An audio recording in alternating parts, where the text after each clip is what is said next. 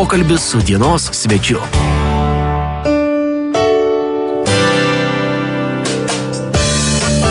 Nuskambėjęs šaukiniai skelbia dienos svečio rubrikos pradžią ir pristatau visiems klausytojams šios dienos mūsų pašnekovas, lektorius Tomas Kaulinskas. Labadiena.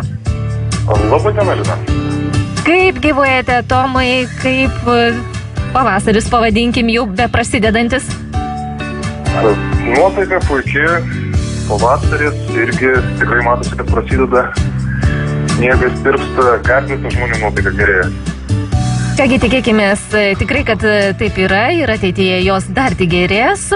Nudžiugins ir saulutė mus visus. O dabar noriu pradėti mūsų pokalbį nuo vasario 24 dieną Šiauliuose įvyksančio seminaro, kurį jūs vesite. Šiek tiek išsamiau papasakokite, kokia tai bus tema, apie ką tai bus seminaras. Seminaro tema yra asmeninis efektyvumas darbe ir gyvenime. Ir tai yra mokymai skirti visų pirma vadovams. Tiek vadovams, kurie vadovauja žmonėms, tiek žmonėms, kurie supranta, jog norint gyvenime iš tikrųjų judėti į priekį sėkmingai, reikia tapti vadovu visų pirma savo pačiam. Nes tu negali vadovauti kitiems, jeigu dar nesugebi vadovauti savo. Šiek tiek išsamiau gal apie tą vadovavimą savo būtent. Apie tą vadovavimą savo. Yra labai paprastas dalykas. Kiekvienas žmogus jis turi tam tikrus tikslus, tam tikras svajonės, tam tikrus norus. Vieni žmonės tai visą gyvenimą pasvajoja. Niekada tų tikslų nepasiekia, niekada jų neįgyvendina. Kiti, kurie sugeba vadovauti savo, jie pasitelkia tam tikras žinias, tam tikras metodikas, tam tikrus principus ir savo tikslus paverčia realybę. Tai šio seminaro pagrindinė užduotis yra ta, kad suteikti žmonėms tos įrankius, tas metodikas, tas žinias, pasidalinti tą patirtimi, kad jie galėtų greičiau, paprasčiau, pigiau, kitaip tariant, efektyviau pasiekti tai, ko jie nori gyvenime. Aišku. Viena iš seminaro dalių tai, kad jūs pristatysite Da Vinci efektyvumo sistemą. Kokia ji? Kas tai? Tai yra, nepaisant pavadinimo, 100% lietuviška sistema sukurta per 8 metus bandymų, eksperimentų, ieškojimų, asmeninės praktikos darbo su žmonėmis ir tai yra tokia savotiškai unikali sistema. Pirmoji Lietuvoje, kuri nesibaigia 1-2 dienų mokymais, o kuri tęsiasi visus metus. Kur žmonės po seminarų nėra paliekami su žiniomis, kurias jie gauna. Nes kartais būna taip, kad duodamos tikrai fantastiškos žinios ir žmonės tikrai su didžiulė motyvacija išeina, pasiryžę keisti, daryti, judėti į priekį, bet prabėgus tam tikram laikui ta motyvacija išblėsta. Ir likę vieni, jie nuleidžia rankas ir grįžta prie to, kur buvo anksčiau. Tai čia yra viskas padaryta taip, kad žmonės tos motyvacijos neprarastų. O tada, kai jie ją praranda, yra treneris, kuris primena, kad reikia judėti į priekį, kuris padeda judėti į priekį, kuris padeda nugalėti tam tikras kylančias kliūtis. Ir čia yra pagrindinis dėmesys, ko gero kreipiamas ne į tai, ką žmonės sužinos, o į tai, ką žmonės pasieks. Aš visą laiką per mokymus sakau, kad man tikrai nesvarbu, ką jūs žinote. Man svarbu, ką jūs darote ir ko jūs siekite. O svarbiausia, ką jūs pasiekite, tai va čia yra tokie skirtinumai. Taip, iš tai žinojimas ir darimas visiškai skirtingi dalykai. Visiškai skirtingi dalykai ir dažnai nieko bendro neturinti tarpusavį. O dabar kalbant, tarkim, iš kitos pusės, visus metus žmogus bus skatinamas, tarkim, tobulėti, prisiminti apie tai, ar vėlgi nevargins visus metus. Tarkim, mes dirbame savo darbuose, vis tiek yra kažkokios tai atostogos. O kaip šiuo atveju? O šiuo atveju yra sudaroma asmeninė treniruočių programa, jeigu tai palyginti kaip su sportu. Ir kiekvienas žmogus pasirenka tokius krūvius, kokie jam būtų geriausi. Vienas itin motyvuotas ir itin užsidegęs gali tam skirti kelias valandas per dieną. Kitas žmogus, vadovas, kuris turi tikrai užkrautą dienotvarkę, tokie žmonės kartais skiria 15-20 minučių, bet ir to užtenka. Svarbiausia judėti į priekį nuolatos, kad ir mažais žingsneliais, nes tik tai formuoja įgūdžius, tik tai formuoja įpročius ir tik tai keičia mūsų gyvenimą. Ir tik tai padeda pasiekti tų tikslų, kurių mes norime. Tai turbūt pati sunkiausia yra gal pati pradžia, ar ne? Nes po to visą tai tampa tarsi įpročiais, įgūdžiais. O, ką rodo mano praktika, tai patys sunkiausiai būna, ko gero, pirmieji pusę metų. Nes žmonės, kaip jau sakiau, per seminarus susimotyvuoja, pasiryžta daryti, bet grįžta namo, grįžta į tą namų rutiną, į darbinę rutiną ir ta rutina labai greitai įtraukia. Ir tada prasideda atidėliojimai pirmadieniui, kito mėnesio pradžiai ir galų gale tokiai dienai kaip 8-dieniui, kuri niekada neateina. Ir va čia svarbiausia atrasti tos vidinės stiprybės ir disciplinos daryti tai, ką reikia daryti. Ir nepasiduoti tai rutinai. Aišku, anonsuojama, jog seminaro metu jūs taip pat papasakosite apie 7 pagrindinius efektyvios asmenybės žingsnius. O kodėl būtent 7?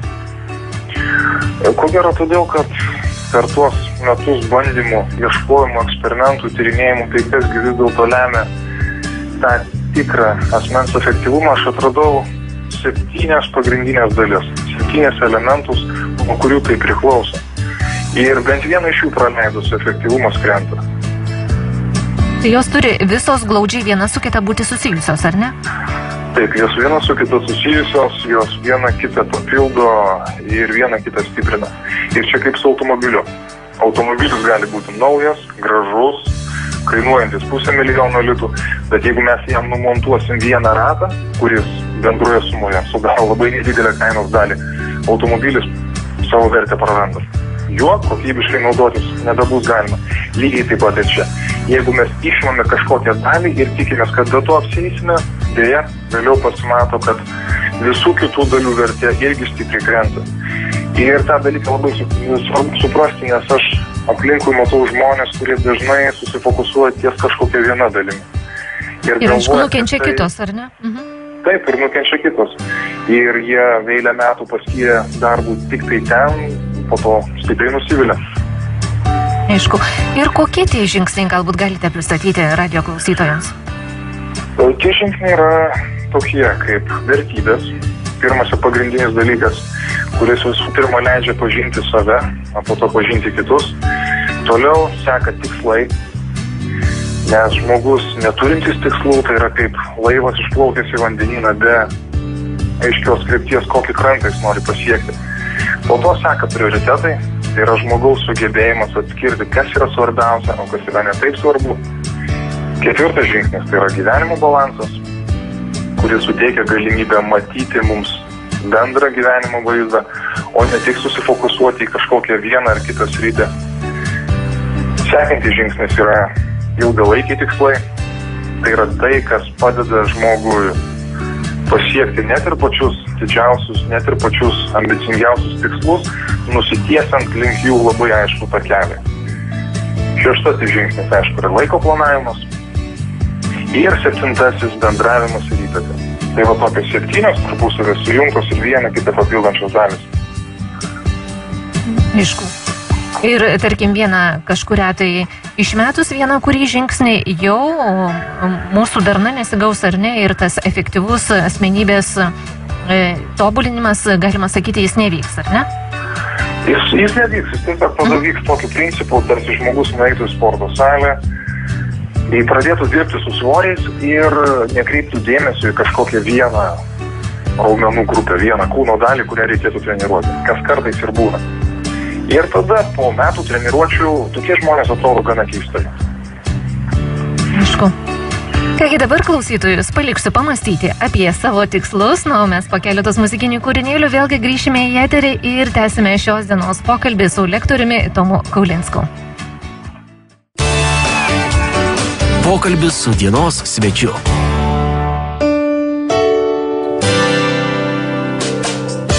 Rezu radio eteryje toliau tęsiasi pokalbis su dienos svečiu. Dar kartelį visiems primenu, šiandien laidoje mes kalbame su lektoriumi Tomu Kaulinsku. Ir dabar paklausiu jūsų tokios situacijos. Dažnai mums yra primetama įvairių vertybių iš šalies.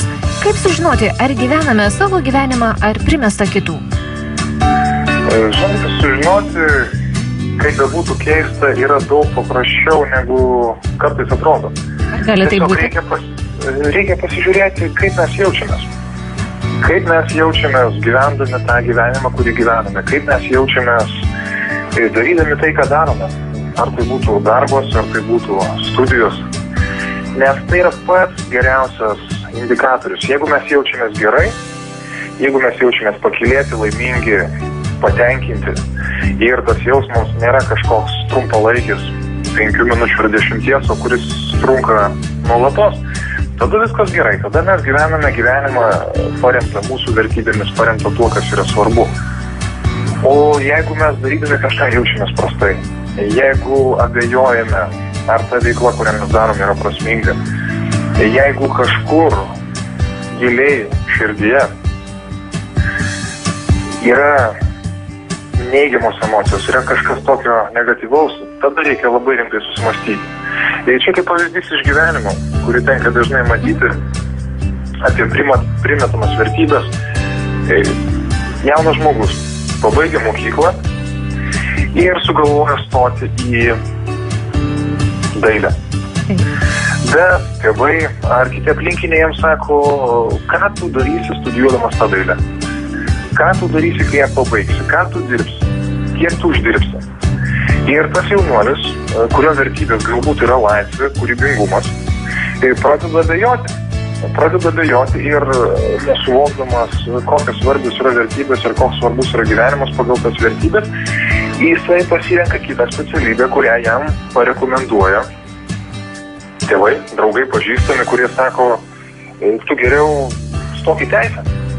Nes tai yra populiari specialybė, nes teisininkai daug uždirba ir pabaigęs teisę, tu tikrai galėsi būti sėkmingu ir laimingu. Toks jaunas žmogus įstoja. Ir jau besimokant, bestudijuojant, jisai pradeda jausti, kad studijos jam nekelia pasitenkinimo. Kad tai, ką jis daro, jis tame nemato jokios prasmės. Bet ir toliau besitęsintis aplinkinių spaudimas, kad reikia mokytis, reikia tai daryti. Jaunas žmogus ir toliau ten mokosi, pabaigė tą teisę. Kadangi pabaigė, reikia kažką daryti, reikia kažkur dirbti, jisai pradeda teisininko karjerą. Ir vėl, tai jam nekelia jokio džiaugsmo, jokio pasitenkinimo, taip jis uždirba. Taip jis turi kažkokį statusą visuomenėje. Bet tai kas iš to? Ir šiuo atveju viršų ima logika turbūt, ar ne? Šiuo atveju viršų ima logika ir aplinkinių spaudimas ir aplinkinių primestos vertybės. Aplinkiniai, kaip taisyklė, netgi patys tikrai nelinkėdami nieko blogo, stengiasi, kad kiti žmonės gyventų ne savo gyvenimus, bet gyventų jų gyvenimus. Vadovautųsi tuo, ką laiko teisingų kiti, o ne jie patys. Ir tai ne tik su moksleiviais, tai ne tik su jaunais žmonėmis. Aš tą matau ir suaugusių žmonių tarpe. Kai žmonės 10-15 metų nepriima tam tikrų sprendimų, tikrai svarbių sprendimų jiems, vien todėl, kad aplinkiniai nuolat kartoja, tu taip nedaryk. Tai yra negerai, tau nepasiseks. Ir tos nuolatinės abejonės tokius žmonės graužia tarsi kirminas iš vidaus. Ir neleidžia jiems gyventi pagal jų vertybės. Ir aplinkinių įtaka turbūt mums taip pat mūsų ryžtą sumenkina, ar ne? Taip. Nes vėlgi žmogus, nežinodamas, kokios yra jo vertybės, jis jaučia, kad turėtų elgtis kažkaip kitaip. Bet tam loginio pagrindimo nesuranda. O kodėl būtent aš turėčiau priimti tuos kitokius veiksmus? Ir pradeda abejoti. Ir patiki tuo, ką sako aplinkiniai. Ir čia klausytojams turbūt reikėtų priminti, nekreipti dėmesio į trumpalaikį nepasitenkinimo jausmą, tą ar nuotaikų kaitą, kuri dažnai net kelis kartus per dieną mums keičiasi. Vieną dieną atrodo viskas gerai, kitą dieną kažko tai nepatenkintas. Taip, ar ne? Tiesiog, kad visiškai to ignoruoti tai nerekomenduočiau, nes vis tiek tai yra kažkoks signalas, galbūt ir nedidelis. Į tai reikėtų atkreipti dėmesį, galbūt reikėtų užsiduoti klausimą, kodėl taip yra, bet aišku, nuotaikų kaitos jos būna. Mes esam žmonės, mes esam būtybės, kuriams yra būdingos emocijos, tiek geros, tiek blogos. Tiesiog atkreipkime dėmesį, bet tikrai nesiimkime kažkokių kardinalių veiksmų kiekvieną sykį pasikeitus nuotaikai. Aišku. Nu, dabar kita situacija. Būna, kad žmogus nepasiekė savo užsibrėžto didesnio tikslo, čia kalbu apie didesnį. Ateityje bijo tuos grandiozinius, tai pavadinkim, tikslus išsikelti. Galbūt kažkaip būtų įmanoma palengvinti šią užduotį. Ta situacija, kurią aš apibūdinu, tai labai gaila, bet iš tikrųjų itin dažna.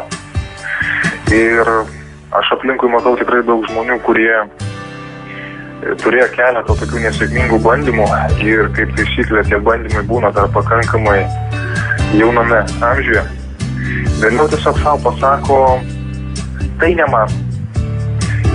Aš gimiau, matyt, ne po tą žvaigždę. Aš neturiu tokių pažįstamų. Aš tiesiog neturiu tokių talentų ir taip toliau. Ar netam sutvertas, tarkim, ar ne? Taip, aš netam sutvertas ir kiti aplinkiniai vėlgi, kurie turėjo lygiai tokių pat nesėkmingų patirčių, aišku, tokiam žmogui pritarė. Ir tokias jau nuostatas palaiko. Ir taip, toks žmogus pradeda abejoti savo sugebėjimu pasiekti kažko geresnio, didingesnio, įgyvendinti savo svajonės dėl vienos labai paprastos priežasties. Jis tiesiog laiku negavo tam tikrų žinių ir nesuformavo tam tikrų įgūdžių, kaip siekti tų tikslų. Ir čia tiesiog mes turime labai mažai laiko ir aš išsamei, net ir labai norėdamas, negalėčiau papasakoti, kaip tos didelius tikslus paversti mažesniais ir lengvai įgyvendinti, bet pradžiai, ko gero, pats efektyviausias būdas tai būtų tiesiog pasimti lapą popieriaus, pasimti pieštuką, apsirašyti savo tą tikslą, savo svajonę, savo norą, kiek įmanoma detaliau, kiek įmanoma aiškiau, kad tai tiesiog nebūtų. Tai pavyzdžiui, tikslas noriu verslo, noriu būti verslininku. Tai dar ne tikslas, tai yra tik tai, kaip aš sakau, graži, didelė rožinė svajonė. Atsakykime savo klausimą, koks tai turi būti verslas, ką konkrečiai mes ten turime daryti, kur tas verslas turi būti, kiek mes norime uždirbti to verslo pagalbą. Ir į dar visą eilę kitų labai konkrečių klausimų. Ir tik tada, kai turėsime pakankamai aišku paveikslėlį to mūsų tikslo, tos mūsų svajonės, tada galime pradėti rašyti žingsnius ant to paties lapo, su to pačiu pieštuku. Užsidavus savo klausimą, o kokie turėtų būti pirmieji mano žingsniai jau rytoj, kad aš pradėčiau judėti link tos savo svajonės.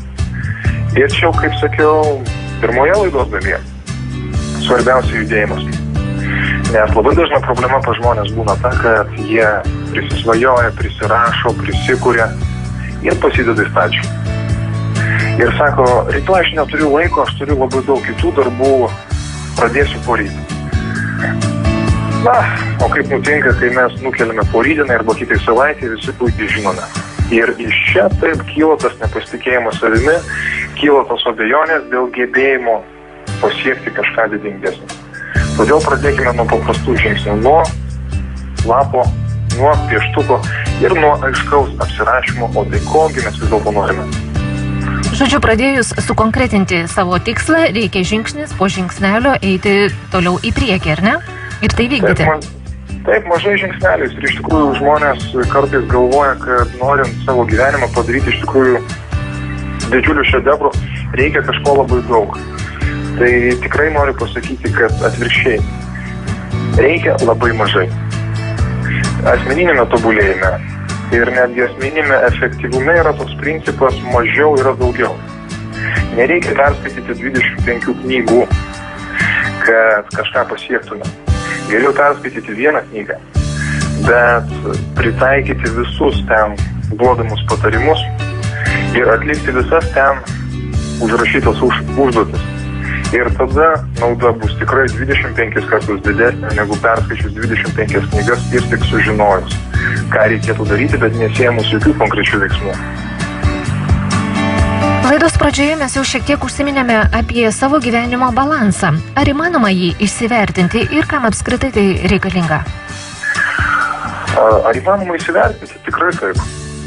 O kam reikalinga? Čia galbūt visai tik toksai pavyzdėlis apie vairuotojus.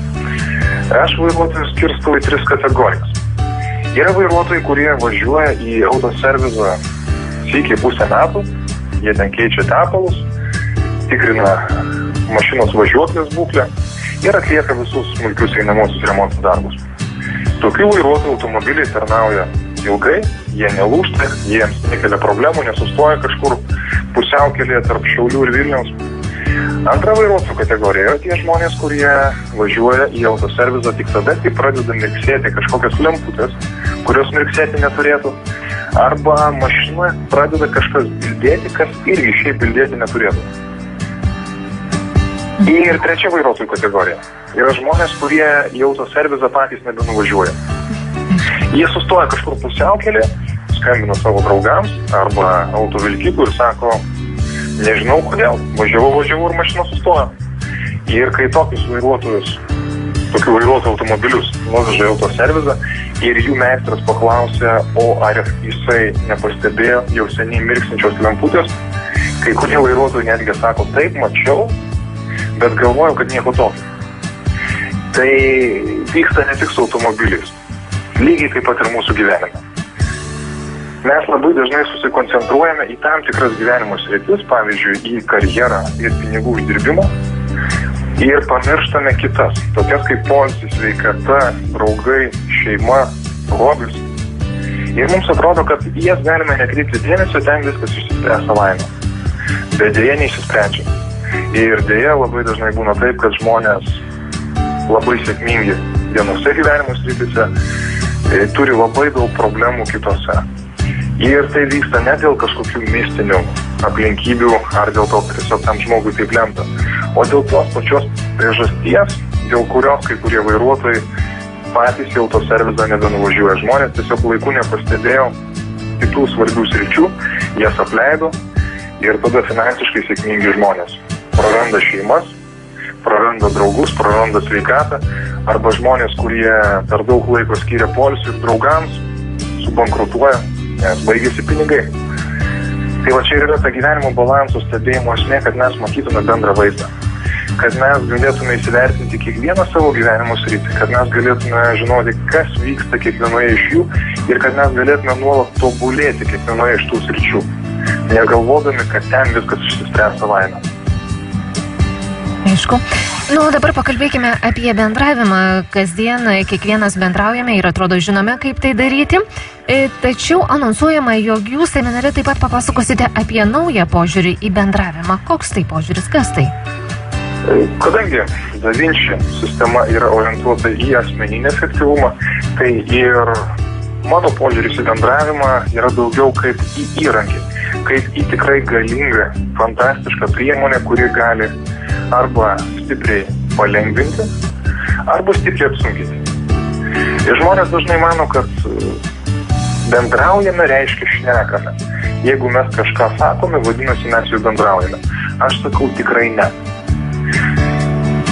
Yra visai eilė įrankių, metodų ir principų, su kuriais, mano nuomonė, būtina susipažinti, būtina suprasti, kad bendravimas yra ne tik šnekėjimas, kad tai yra ir mūsų apranga, kaip mes rengiamės, kokios spalvos yra mūsų rūbai, tai yra mūsų judesiai, tai yra mūsų balso tonas ir tempras, tai yra mūsų žvilgsnis, tai yra mūsų šypsena ir dar visai eilė kitų aspektų. Ir vėlgi visas derinys, ar ne? Taip, ir vėlgi visas derinys. Ir jeigu mes perprantame, kaip tai veikia ir ką tai duoda, rezultatai bendraujant su žmonėmis būna 10, 15, 20 kartų didesni. Tiesiog kaip pavyzdys iš gyvenimo žmonės. Žmonės, kuriuos aplinkiniai laiko charizmatiškais. Ir mano, kad charizma, žavesys, tas patrauklumas tai yra kažkas duoda Dievo, kažkas iš gamtos. Jisai toks gimė. Aš sakau, kad nieko panašaus. Tokiais žmonėmis tampama, vieni tokiais tampa intuityviai, suradę metodus ir principus. Kiti žmonės tokiais tampa įvaldę sąmoningai tam tikrus principus ir pritaikė tam tikras taisyklės. Ir tada natūralu, kad žmogus, kuris yra charizmatiškas, žmogus, kuris traukia aplinkinius, žmogus, kuriuo aplinkiniai žavisi, visada gyvenime pasieks daugiau, jausis geriau ir gyvens sėkmingiau, negu tie, kurie tiesiog stovi tyliai kampe ir žiūri viską iš šalies. Aišku. Na ir pabaigai, Tomai, net ne klausimas, o paprašysiu palinkėjimo RS2 radio klausytojams. Ką šiandien norėčiau palinkėti, tai ko gero siekti savo svajonę, siekti savo tikslų, gyventi savo gyvenimą. Kiekvienas žmogus, nesvarbu kokios jisai turėtų patirties, geros, blogos, sėkmingos, nesėkmingos, kiekvienas turi svajonės. Ir kiekvienam žmogui norinčiam tos svajonės paversti realybę, reikia suprasti vieną paprastą principą, kuris yra mano gyvenimo kredo ir kurį aš nuolatos kartoju visiems savo mokiniams, kad jeigu mes norime turėti tai, ko šiandien dar neturime, reikia daryti tai, ko šiandien dar nedarome. Ir jeigu mes tai savo nuolatos kartosime kaip mantrą, galbūt kaip maldą, kad jeigu aš noriu turėti tai, ko dar neturiu, privalau daryti tai, ko dar nedarau, mes pamatysime, kaip mes pradėsime ieškoti galimybių, kaip mes aktyviai pradėsime ieškoti būdų, priemonių ir įrankių tiems dalykams pasiekti. Nes labai dažnai žmonės sako, aš noriu ir laukia, kol kažkas nukris iš dangaus. Kol vieną dieną kažkas pasibels į duris ir sakys, prašau, mes atnešim tavo norus. Taip niekada nebūna. Reikia imtis veiksmų. Ir visos svajonės tampa realybė. Aišku. Na ir prieš padėkojant už mūsų pokalbį, priminsiu visiems klausytojams, jog šiandien laidoje mes kalbėjome su lektoriumi Tomu Kaulinsku, o šio lektoriaus seminarą jau šią savaitę penktadienį, vasario 24 dieną Šiauliuose jūs galite išgirsti ir smulkesnė informacija apie tai ir užsiregistruoti į seminarą galite įėję į internetinį puslapį www.saviugdosmokykla.lt. Ačiū Tomai, sėkmės, viso ko geriausio. Ačiū Lina, ačiū brangus klausytojai.